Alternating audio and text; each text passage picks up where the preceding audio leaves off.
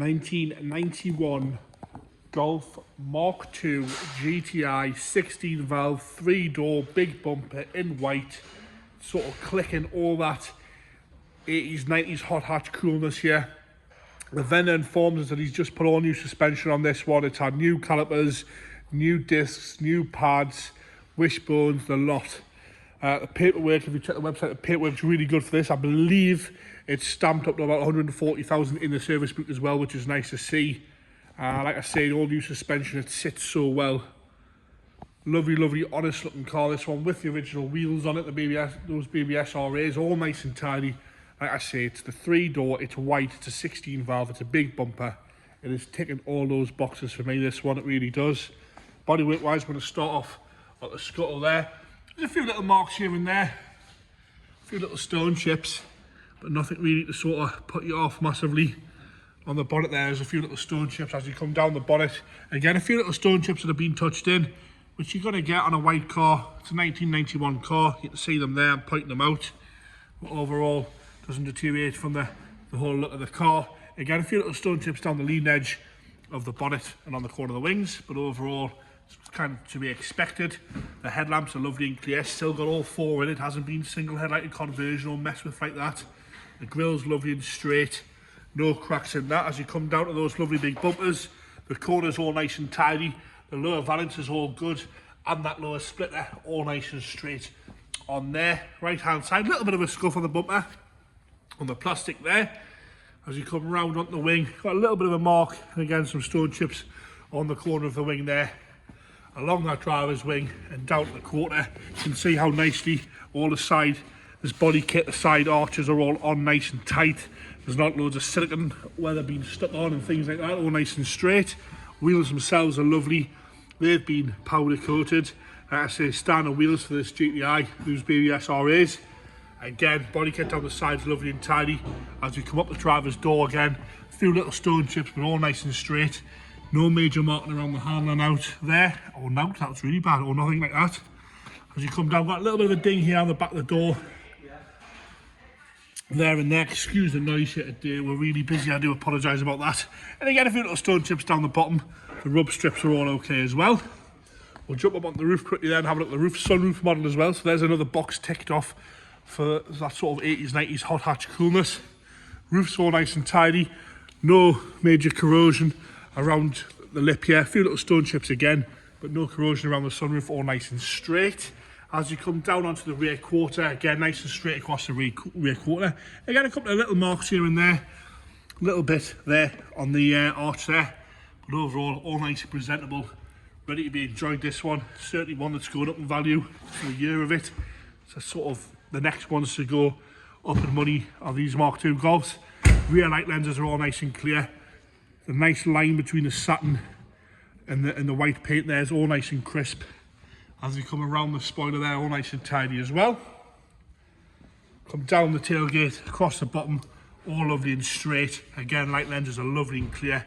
Even these seams here where you normally get some corrosion, that's lovely and straight. Around the barge again, nice and tidy, straight on this side as well. Bumper corner itself, all nice and clean and tidy, as is the lower valance. All nice and straight, nice little stainless tips there on the exhaust. Makes a good note, this one. Again, left hand side's lovely and straight. As we come around the arch again, nice and tidy. A few little stone chips a little bit down here on that lower rear quarter there. Another little bit there. And a tiny little parking thing here.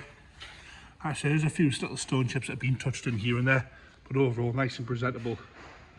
Ready to be enjoyed, this one. As you come down, the sill cover again nice and tight against the body. The door itself is all nice and straight. No problems with that at all around the handle. A few little marks, but that's about all.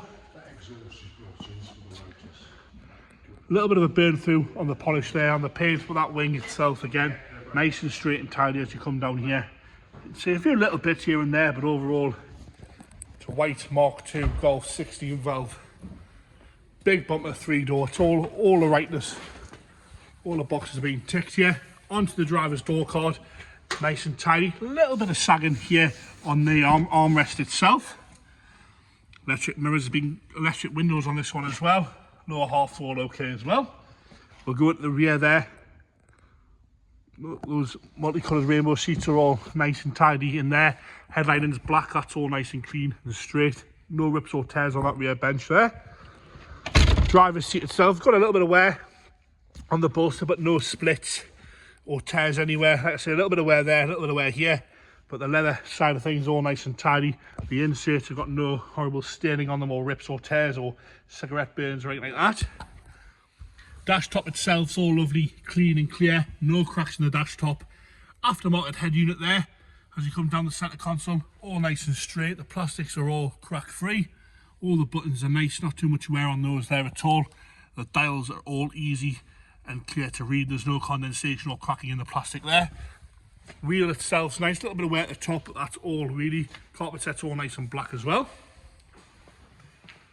As we go into the boot again, nice and straight in there, all nice and black, no fade on the carpet or stains. Boot floor itself's lovely and straight. All nice and tidy there with spare wheel jack and wheel brace. Into the passenger front. Again, door card itself all nice and tidy, all nice and straight across here, around the handle, all nice and clean. Carpet itself, got my words out in a minute.